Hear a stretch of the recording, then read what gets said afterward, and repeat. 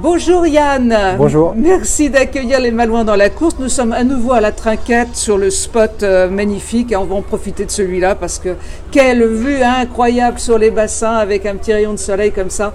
On se régale. Yann, j'aimerais bien que tu nous évoques un peu tes souvenirs d'enfance autour de la route du Rhum.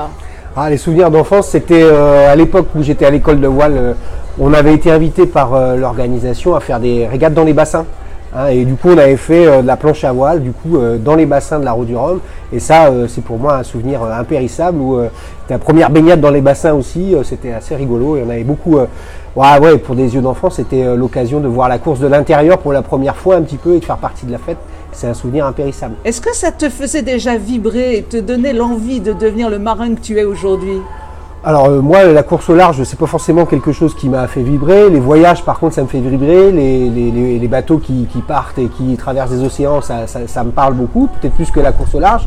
Et moi, ce qui me fait vibrer aujourd'hui, c'est la fête populaire autour de la route du Rhum. C'est le fait que les Malouins soient investis encore aujourd'hui dans les animations, tout ce qui peut se faire autour de la route du Rhum pour les Malouins. Alors justement, à propos d'animation, il y en a une très belle et très touchante sur laquelle on voudrait attirer l'attention de tout le monde parce que vraiment celle-là, il ne faut pas la louper.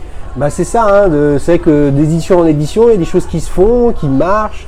Et c'est vrai que les skippers sont attachés à la bénédiction des bateaux, de leurs bateaux. Et les curés de Saint-Malo nous ont sollicité pour pouvoir bénir les bateaux, mais depuis les bassins.